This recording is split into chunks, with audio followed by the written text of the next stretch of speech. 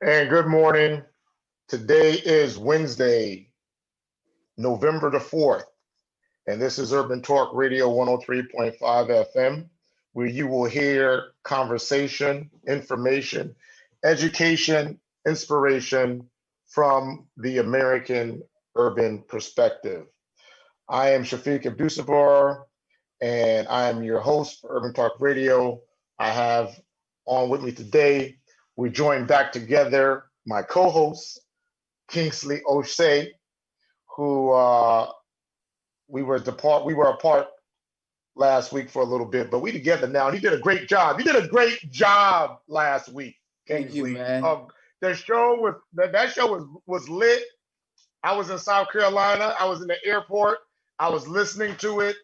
They gave me a candy apple red Dodge. So me and my daughter was in South Carolina, pre-election South Carolina, pre-election, and we were driving and we were listening to the show, and you had the dudes on, Dr. Dre and the other folks. So that was awesome, man. Great show. But today on Urban Talk Radio, election aftermath. Three black men. We're gonna talk about this election aftermath. I'm not trying to be today. This is Urban Talk Radio. Ain't no inclusivity. The only inclusivity is your thoughts. Because today, three black men are going to talk about the election from our perspective. Okay, everybody got their own show, and then somebody said, "Well, why do you get your own show? Get your own show." But today, we're going to own this airway. We're owning this airspace. We're owning this satellite space for the next 52 minutes, and we're talking about the aftermath. Your thoughts. Right here, Echo. Three black men are going to talk about the election from our perspective. Okay, everybody got their own show. Can we hear the echo? And somebody said, "Well, why do you get your own show?" If somebody got their Facebook on or something. We're going to own this airway. Yeah, and this airspace. I don't know what that sounds like. Satellite space. It's still a delay. 52 minutes, and we're talking about.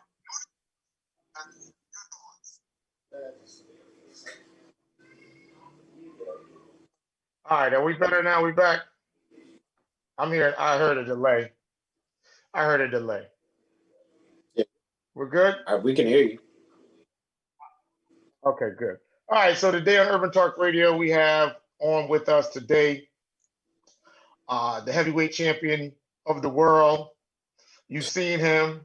He's been the head of police reform in the United States. He's leading police reform. He is a family man. He weighs about 200 pounds. He is roughly around 5'8.5". Okay.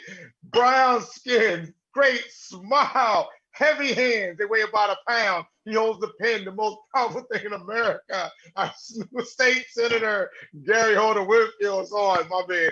How you doing, man? Congratulations, too. I'm good. I wish I only weighed 200 pounds. Well, I was being nice, but I gotta listen. I get to remake you, so you know what I'm saying. It's kind of like they say, "Yo, Shafiq, if you die, who would you want to play your part? Whoever the sexiest black man is that people think. I don't care who he is. It could be Denzel, might be Drake. Be like, how does Shafiq look like Drake? He ain't even light skinned. It don't matter. He's handsome, women love him, right? So yeah, man. So I gotta make you look good, man. He's 200 pounds. You look 200 pounds. Make you look smaller. Right.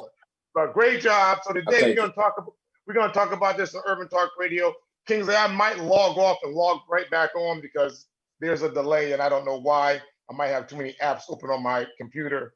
But for those of you out there, if you want to join us on this show today on Urban Talk Radio, you can log on to newhavenindependent.org. It is worldwide. You can reach us anywhere in the world. You can listen to this again. People have reached out to me and said that they actually are listening to the podcast of the show and they love it. You can also log on to us at Facebook at Bold Minds, or you can reach out to us at Twitter at Bold Minds. And Kingsley, you have a handle too. They can reach you too, right? Yeah, I'm actually sharing live on Facebook right now, and I'm doing a watch party on my Kingsley OSEI Facebook page as well. Yeah. So join into us. So I gotta take a deep breath. Man. I woke up this morning And I don't even know if I even went to sleep last night, because the last time that I did this was 9/11, when the towers came down, and I just left the TV on. I think that time for at least like 14 days, I never turned the TV off. The TV stayed on that channel, watching the aftermath of those towers coming down in my house. We watched that thing like 24 hours a day. And we started watching this election coverage last night. My family started watching it probably around 5. I voted at 6:30 yesterday morning. I think I was at the polls at 6:30, 6:15. Me, my daughter, and my wife. All my kids, to my knowledge, voted. And I talked to my grandmother, who's 86 in South Carolina, and she had a different take on it. She said, "I'm not voting for anybody." She said, "They're all crooks." Right? So that was her perspective. Then I called my mother, who's 68, who is a former Black Panther, and she had voted at 8 o'clock in the morning. And all she wanted to know all day, she didn't care about the people that she worried about breaking in her house in Westville. She wasn't worrying about if she had enough food. All she wanted to know is, did everybody in your family vote? And I told her, everybody in my family vote, and everybody that lived in New Haven voted for Gary. And she was really happy. And then I said, and we also voted for, I think everybody voted for Biden, right? We voted for Harris. We can talk about that later. He happened to be attached to Biden. We'll see where that's going to go. So that was the perspective. But before we get the show kicked off, I do want to say I did go to the gun store over the last 30 days. And I particularly went 2 weeks ago because I needed to buy me a new sporting rifle. And I brought me a new Connecticut legal sporting rifle. And the gun store was jam-packed. There was no spaces. There was no car spaces. One of the largest gun stores in Connecticut, and Connecticut has 400 gun stores, by the way, jam-packed. They were out of 9mm bullets, 40 caliber bullets, no rifle type bullets at all, just little minor stuff. And that was 2 Fridays ago. I went back on Monday because you can only buy 1 box of ammo a week. Went back to buy my 1 box of ammo a week. And it was so much traffic going into the state computers that they mentioned that the state computers crashed. So if people don't think whatever it is, I always say what people think sometimes, or what you believe is going to happen, sometimes is more powerful than what actually happens. But what did happen is we had one of the largest voter turnouts in the history of America. They're saying since 1908 last night. They're saying that over 100 million people cast their ballots. And right now, I believe the senator could probably chime in, and Kingsley, you guys are a little bit more on top of it than I am. It looks like 5 states is going to determine who the president is going to be of the United States. And President Trump is already claiming a victory. He's already requested that they stop counting and send the results or numbers over to whoever they're supposed to send it to, and we just call it a day. This is a defining moment, I think, for where we go forward in America. So I'll let any one of you all take it over. And that's my piece on it. That's my open up piece. Where we at? Where we at? Terry. Yeah, I mean, you're right. The president has already declared his victory. That doesn't have that much meaning. It means something to his base, but it doesn't have that much meaning in terms of the election. And I think the president, I would hope the president knows that. And I would hope that what he is doing is playing to his base in case it turns out that he loses, to try to activate his base, to try to get them to believe that the election was stolen. He's basically setting up the absentee ballots, which are completely valid, as fraudulent. And he's setting it up because most people don't know that the voting is counted not just on the day of the election, but well after the day. When you talk about things like absentee ballots, when you talk about the issues of free counts, and that's why we don't declare the election ended on that evening. So the president is playing off of what he hopes is the ignorance of a lot of people to hedge his bets, right? Like if he wins, it will no longer be fraudulent, right? We know how this game is played, but if he loses, it's fraudulent, and people should be agitated, and they should believe that the Democrats did something to steal this election. So that's the game that we're playing. And, you know, it is highly cynical, and yet people continue to fall for it.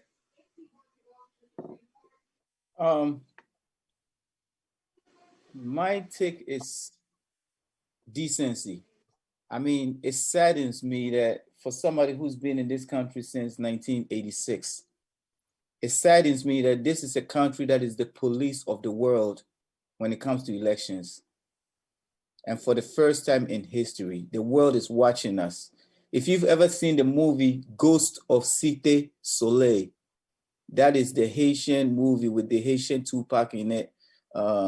It's like not a vote or die, you know, it's a vote or die, vote and die type of campaign. Well, you know, that's exactly what's going on right now. The US election is like the movie Ghost of Cité Soleil, where people are running up in people's houses with machine guns over elections.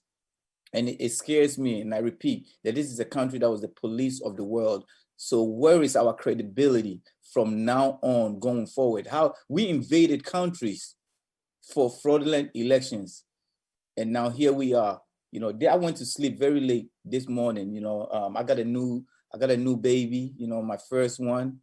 You know, only 5 or 6 days old. She was born. Congratulations! Thank you very much. Last Thursday. So I'm learning to be a father, and I'm, you know, staying up, and I'm a night owl, so it doesn't even matter. Yeah. But I was up this morning, and, you know, watching the president come up, and it was already anticipated what he was going to say, because they had already spoken out that he is going to claim victory. Right. And it was very scary, you know, for the first time watching the president claim victory before it's called. And, you know, Gary couldn't say it any better. Just playing to the base, you know, the tweet, you know, before that about, you know, inciting violence. I mean, this is really scary. You know, I think, you know, I talked with a gentleman today. So, and this is just a concept that I have. This is my concept, right? That President Trump could win under two avenues of thought from my perspective. One is that all of his messaging throughout his campaign, which we have given it all kind of terms, has appealed to majority white voters in a way like never before. So he's been able to polarize the country on white votes and others. So it's white people voting, and then it's other people voting. And if he's able to do that, considering the fact that there are more white people in America than others, then there's a very strong possibility that he could win based on that, because we know on the others, there's still other people that are not white that are going to vote for President Trump or have voted for President Trump. Mm-hmm. The other concept that I have is, in addition to polarizing the country just on a black and white vote, they were able, similar to what President Obama did, reach into the base of that voting demographic and get new voters. So if you have Jeb in Wyoming and Bob and wherever, and then you got their nephew or their cousin or the one that never voted their whole life, and you woke up that voting demographic, and you were able to continue to bring it adjacent to or align with the concepts of, if he polarized that ethnicity, that alleged demographic of white people, then it's just a numbers game. It's how many white people versus others. And then some of the others, you're going to have Muslims that's going to vote for him. You're going to have African Americans that vote for him. You're going to have black women and gays and lesbians. So you're going to have a whole bunch of other group of people still. But 55,000 people voted for the Kanye, bro. 55,000 people voted for Kanye West. So the question is, I don't know, what's your thoughts on this, Senator? What are your thoughts on it? I mean, I guess I when I hear things like being able to appeal to people and energize them in a way like never before, I wonder why people think that. You know, if you think about Ronald Reagan and talking about welfare queens, if you think about the conversations about Willie Horton, if you think about the fact that when I was a kid on the news in the evening, people were having a conversation about the browning of America and people coming over the borders. This appeal has been around for a long time. Donald Trump has a naked appeal to it, sure, but it's been around for a very long time, and it has been effective. And I'm stunned by the fact that people keep saying the same thing over and over. This cannot be who we are as America. It's absolutely who we are as America. It's absolutely, we are just revealing who we are. But it's not even who we are. It's not like it needs to be revealed. I mean, look, my career in both politics and activism has been a career based on talking about this very set of issues, right? And saying, this is the problem we have. It's not like it was Donald Trump that made it possible for me to speak about that. It is the history that we have had in this country that allowed for that. Now, yeah, sure, people deny it all the time, but myself and many other people have spent a career worth of talking about this. This is just who America is. The problem is we don't want to talk about it. I was yesterday with some people who would probably consider themselves, and I know some of them definitely would because I've seen them say this, part of the resistance, if you will, the resistance, right? And I'm baffled. I'm baffled by this resistance too, because as I listen to some of these people, they were talking about their cousin, their brother, their sister, even their child who's racist. And I don't think that everybody's going to say that you're racist necessarily if you vote for Trump. But they were talking about those who they knew who were racist, who were supporting Donald Trump. And I'm saying, so let me get this straight.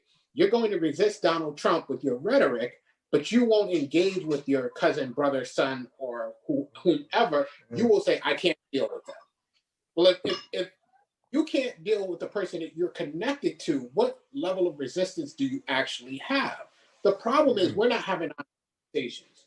An honest conversation would say, I'm not actually resistant. I just don't like that guy, right? I'm not actually doing the work. I just don't like that guy. And so I call myself resistant. That doesn't change anything. The honest conversation would say, I don't want to talk about the history of America. The honest conversation would say, my identity is connected to this racist nonsense we have in America, so I don't want to deal with it. But that's not what's going on. What you are going to see in the next couple of weeks, should Donald Trump win, is a whole conversation about, my God, I couldn't believe we were this racist. Where have you been? Where have you been? Yeah. That's funny. I'm sorry. Listen, so here's my question, because I didn't get a chance to look at all of the updates in terms of Republican and Democrats for the state. Who's in the majority there? Is the Democrats still the majority there? I don't know for sure. I mean, I've been, I've been trying to catch up on some rest. But I've been looking at the returns. I haven't tallied it all up. I think in the Senate we look pretty decent, and I've just eyeballed the House, so I don't know yet. Kingsley, what's going on, man? Where we at? You talked to Ice Cube at all, or 50 Cent? My mother literally sat on the phone with me and read me all the tweets that she sent to 50 Cent, Lil Wayne, and Ice Cube. She said she told Ice Cube she's never watching anything that he's on ever again. She told Lil Wayne that he was stupid. And I know that she was in love with 50 Cent. I actually bought her 50 Cent's book for her birthday, and she almost lost her mind. She got like 50 Cent posters and everything. So I don't know what's going on. So like her and 50 done fell out. What's going on with your people, man? Our problem is we're giving them too much credit than they deserve. Hip hop is very powerful. That hip hop platform is very powerful, and it's how you use it. But some of these people use it for trolling. They use it for their relevance. They use it for their 15 minutes of whatever agenda that they have. And sometimes we got to be very careful how seriously we're trying to take them, because it really cannot be that serious. It's very disappointing for, somebody once said Ice Cube was not a role model, and I've been going at Ice Cube in disagreement for the move that he made. But it's not true that Ice Cube is not a role model. Ice Cube is a role model for somebody who came from the streets of Compton into Hollywood for nothing that was served to him on a silver platter. He is a role model. So, we can go back and forth all we want, but, civic engagement is really, really something that needs to be, Gary, I think, you might want to push this. There needs to be civic engagement in schools. There's a few subjects out there, few curriculums that are not as relevant as civic engagement. When you hear people say my vote doesn't count, when people does not come out in their community to vote, but then when winter hit and their streets is not plowed, they don't know why. When money is being allocated and they're not getting their grocery store, they don't know why they're not getting their grocery store, and they don't they don't question, they're quick to say that, hey, Black Rock is paved and Stratford is paved and the north end is paved, but the east end is not. But on election day, where were you? My vote doesn't count, but you still want your street to be plowed. You still want their grocery store. Well, I mean, it's deep. It's yes, but it's not. I know it's deeper than that. I'm just saying, I'm just not trying to get into that deep, because obviously I would think that I'm saying civic engagement, you got to learn it from somewhere. It's like people putting so much emphasis on the president, not realizing that we're not a dictatorship government. That means you need a House and the Senate.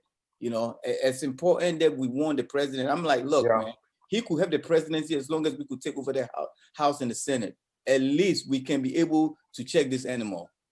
But I think the reason why I bring up that it's deeper than that is because I think there is some validity to the perspective of people who feel like their vote doesn't count, right? So there are plenty of people who vote and can't extract out of the system what they need, right? And so what that does is it reinforces the notion that your vote doesn't count, because what they're saying is, I have voted again, and I'm not getting what I needed. So civic engagement doesn't teach that. Civics doesn't teach how do you change the power dynamics, right? And so what I think is just as important, perhaps more important, is a conversation about power and how you can use power, how you can maneuver within a system, even when you believe that you are powerless. And if we simply teach people that they need to vote, and that's how you get things, I think we're actually doing them a disservice, right? Because voting doesn't necessarily yield. And so like, and I don't know that this may be, but I don't know that this is about school. This is about the community and those in the community who understand better, spreading that information. One of the things I've told this, and I may have said this to you before, Shafiq, I go to doors as a person, not just as a candidate, but as a person who's trying to get people to vote. And I don't go to the doors with talking about your civic engagement or the things that people normally talk about.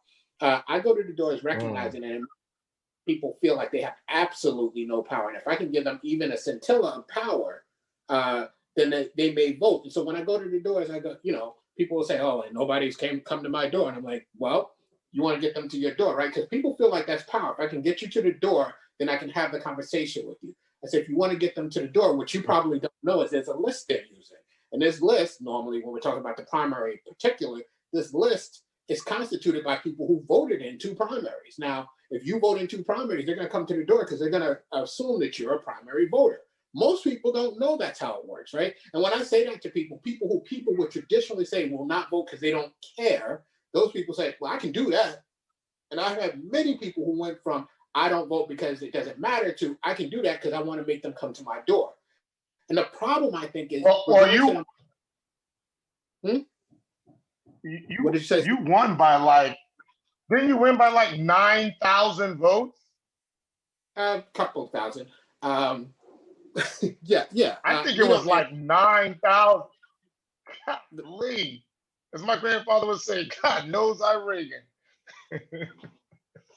Well, we don't know what the final tally is. My point is the approach that we take to people cannot be an approach that comes out of this is do it. This approach, the approach we have to people has to speak to where they are, the issues they have, and the understanding they have. Otherwise, why are we at their door? Why are we in their community? But Gary, when I say civic engagement, it's more to it than just vote. Because you got people that vote and you don't see them until the next election. You got people that only come out in general election to vote. Say it again. Can we pause there? Because I think that's an important conversation too, about not seeing people till the next election. So here's a question I have for people, right? There are people who are elected who go walking around all the time, right? They don't do anything, right? They walk around all the time. They're seen constantly, and then you have people who are out sometimes and doing their job. Then you have people who are off doing the job. So you have a mix of people, right?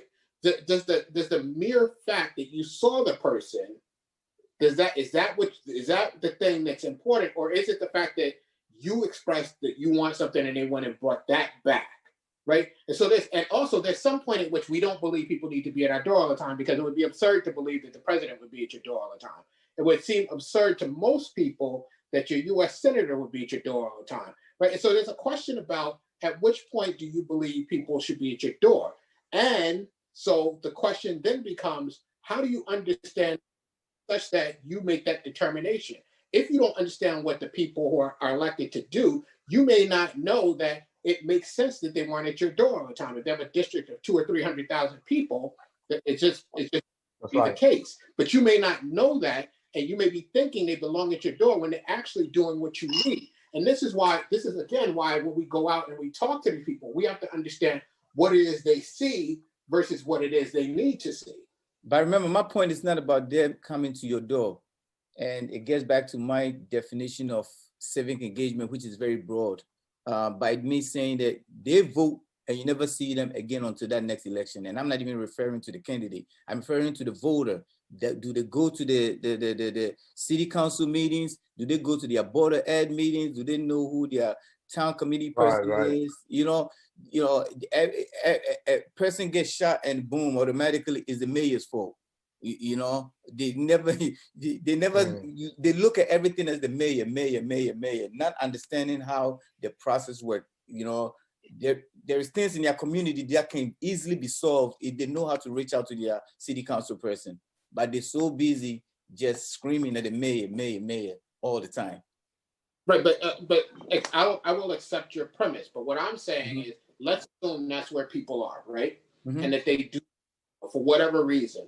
The question in my mind is not whether they know or do not know. The question in my mind for those who know, what are you doing to be able to reach them? You could sit aside and I'm not saying this is what you're doing, but you could sit aside and criticize the fact that people don't know and should know, but that's not going to be the situation. And what I observe is a lot of that versus how do I actually approach these people so that they can hear what I'm saying? Yeah, I get it.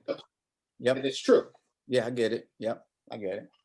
You're saying that the candidate should also continue to engage. But I'm also saying not just the candidate, there are groups in our community, you know this, Kingsley. Right. There are groups doing the work, and even those groups who are many times of the community approach the community with the same nonsense that people outside of the community approach the community with about how they should be engaged. Yes.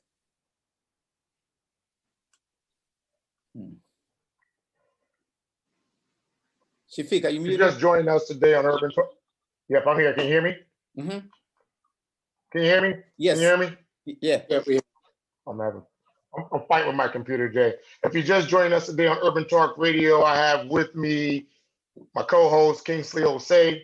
I have as a guest, newly elected, re-elected Senator Gary Winfield, and I'm your host, Shafiq Abdussabur, and today we're talking about the aftermath of the election, the aftermath of all these elections. I'm scared, okay, and I'm nervous. But I'm going outside today because I got stuff to do. So I'm just tell people, as the president said, he said, stand back and stand by. I'm gonna tell you, don't touch me and I won't touch you. How's that? We'll do that one. But I do want to add this one as we added in 2018, the Pew Research Center reported that 67% of the eligible voters in America, 67% were white, 13% were Hispanic, 13% were Black, 4% Asian, and 3% others. So if you did the numbers just based on the concept of white and everybody else, then white Americans made up 67% compared to 33% of the voting bloc. So I'm going to go back to my initial theory, which is that was the 2018 numbers. We could imagine that the numbers may have gone up a little bit in some areas or whatever the case might be.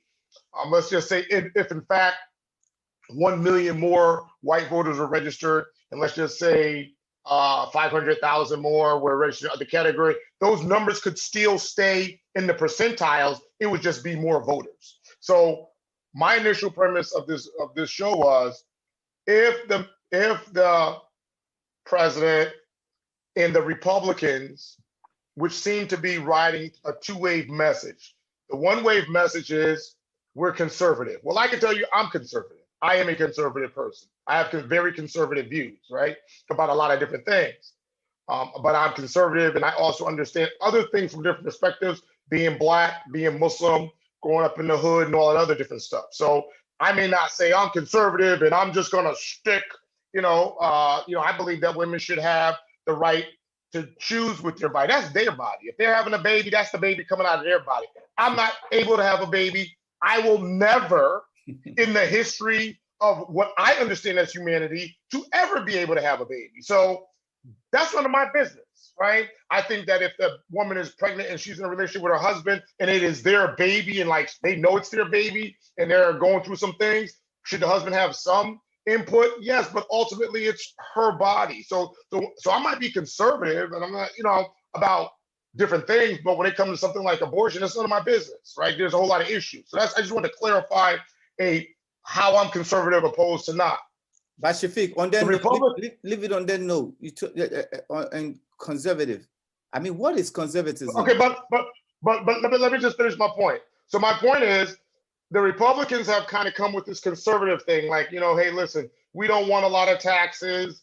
Don't bail out the rich all the time.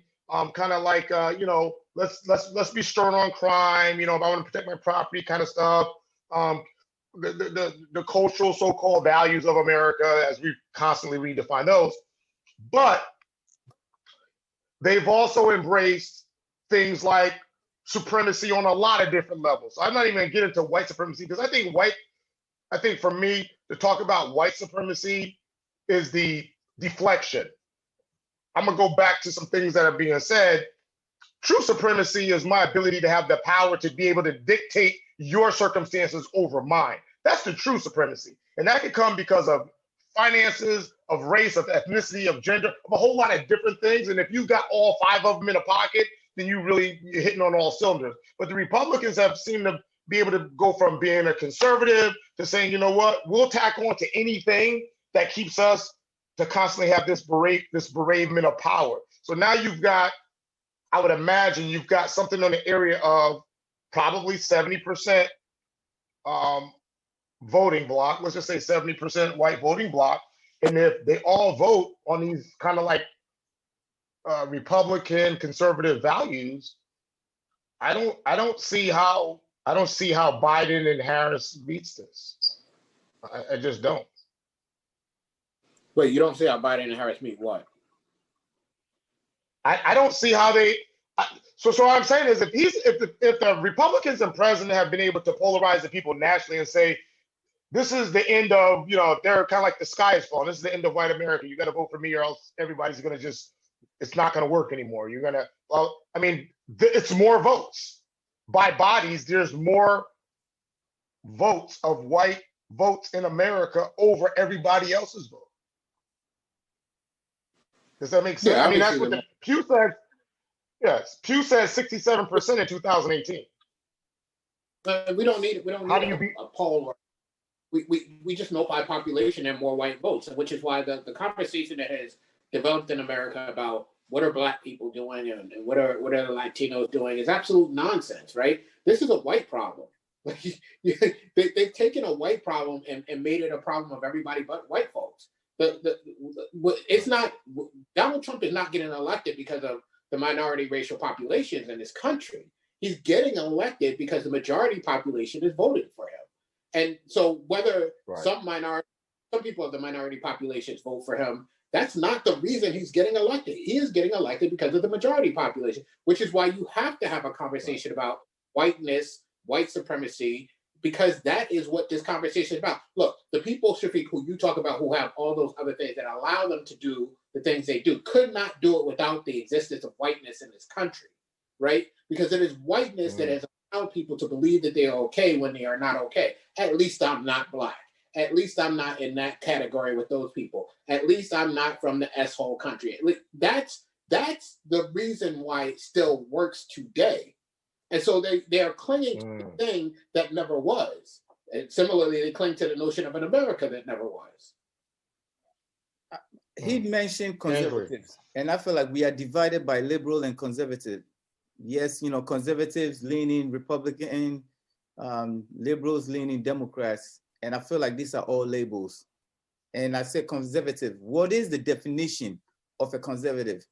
I remember when President Obama was elected, there comes the rise of fiscal conservatives, right?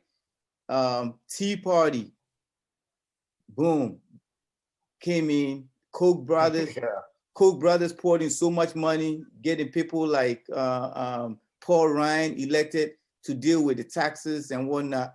You know, fiscal conservatism, right? It mattered when President Obama was the president, right? And then President Obama is gone. Now they got a blank check. When the last time during the past 4 years, Gary, you can attest to this.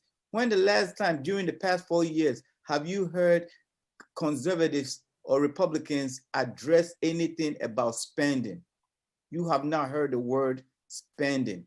Because it's a political tactic. I mean, if you go back to Lee Atwater, right? Lee Atwater, the time of Lee Atwater, Ed Rollins, and Karl Rove. You go back to listening to what Lee Atwater said. Lee Atwater said these things are just listen. It's not Gary speaking. Lee Atwater said these things are code, right? Before we used to use the word nigger. We used to use that word, but you can't use it now. So you use things like, you know, limited spending and welfare. And you talk about it's all code. So you use it when you need to. Right. But what activates it?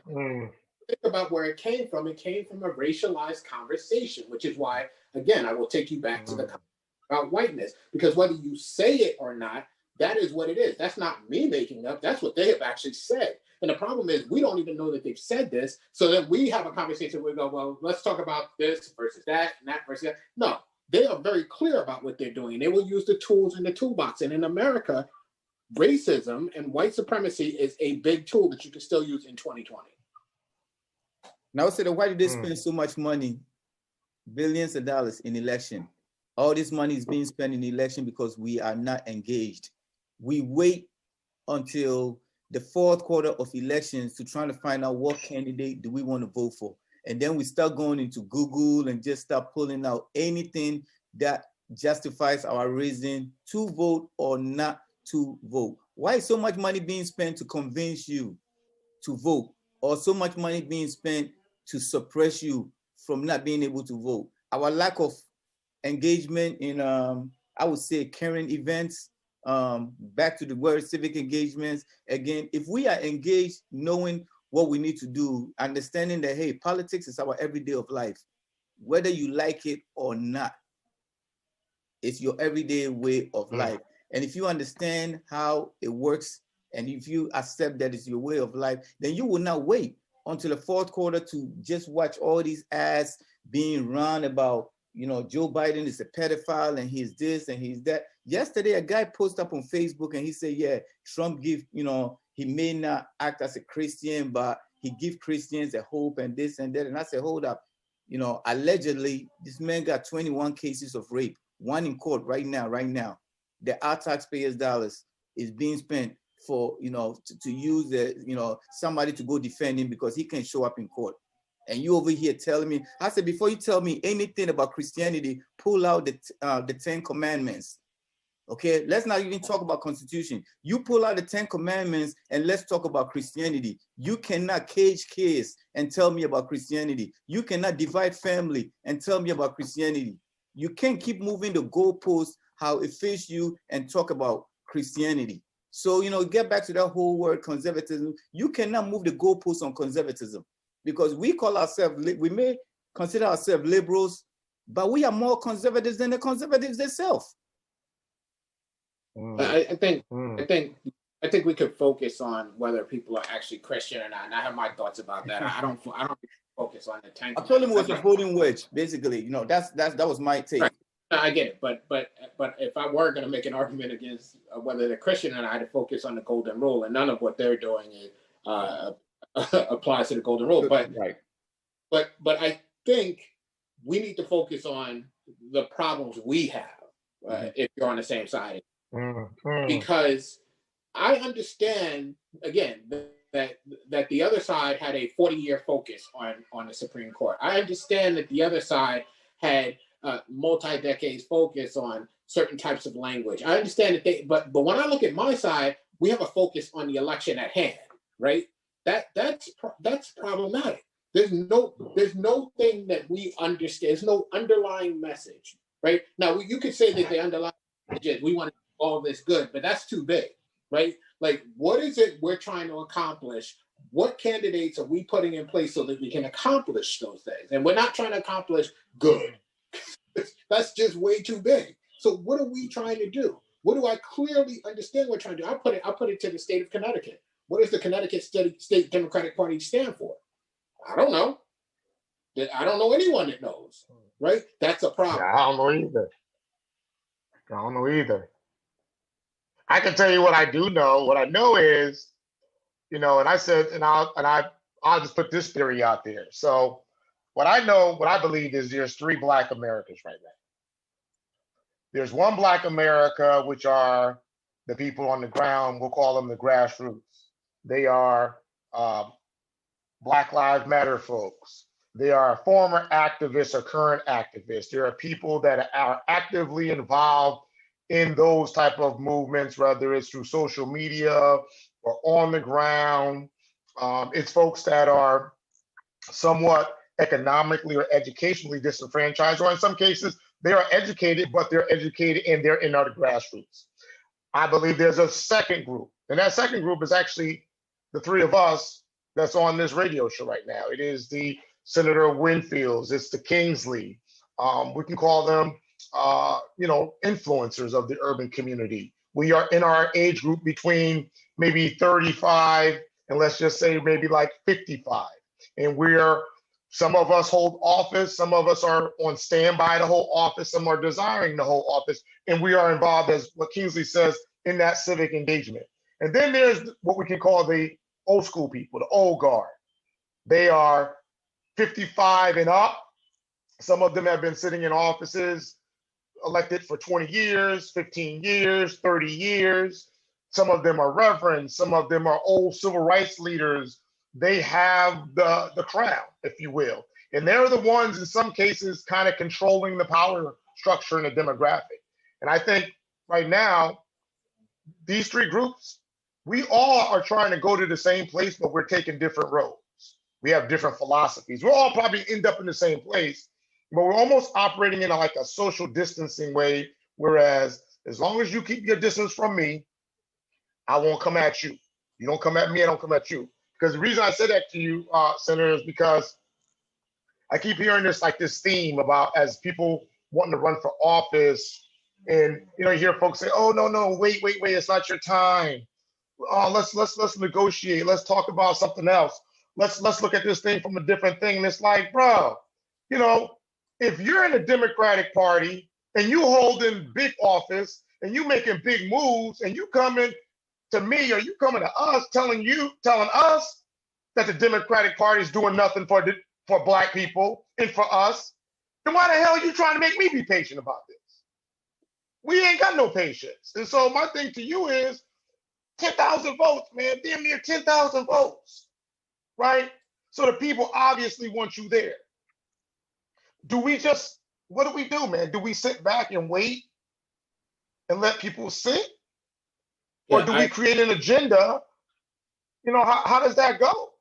So I've never been, if anybody knows my history, I don't advocate for people waiting. I do advocate for people having a strategy when they decide to go. One of the things that I see is that people listen to a couple of people around them, and then they've decided that person is a candidate, and they haven't learned the mechanics of a race. They haven't built with all of the things they need. So I do advocate for people being prepared to go, and I oftentimes what I see are people not prepared to go.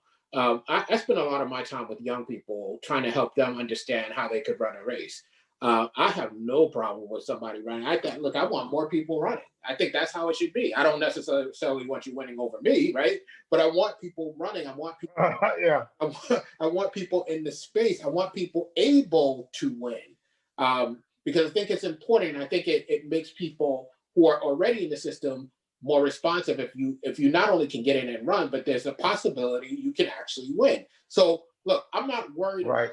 I'm not worried about what someone else's agenda is. I'm worried about, do I use what I have learned to make it easier for other people to come behind me, right? That's what I'm worried about doing. It's the reason why a couple of years ago I had a conversation with Justin Farmer, and then I dragged him into my office because he was very much against being in public office, and I was like, this doesn't make sense because you have a unique voice, and you need to be someone who understands that.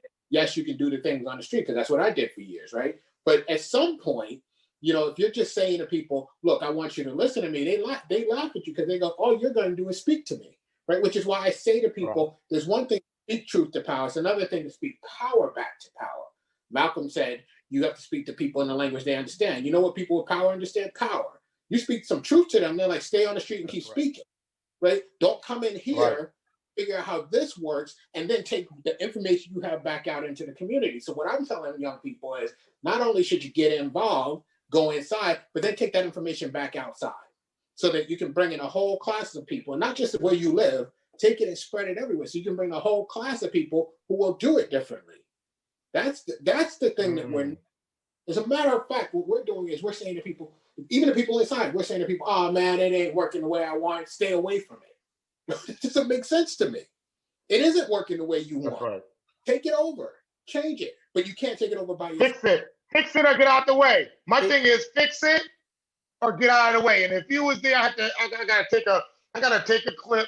I actually gotta take a clip from Trump right now. I just gotta take his clip. Like, if you've been there for 10 years, if you've been there for 4 terms, if you've been there for 5 terms, 2 terms, and you ain't fixed it, get the hell out the way so somebody else can get in there and fix it. Hey, Gary, that's just my belief on it. Gary, I have a question. Did you ever get a chance to address the Ice Cube contract issue, contract for Black Americans? Did you ever get a chance to address it publicly?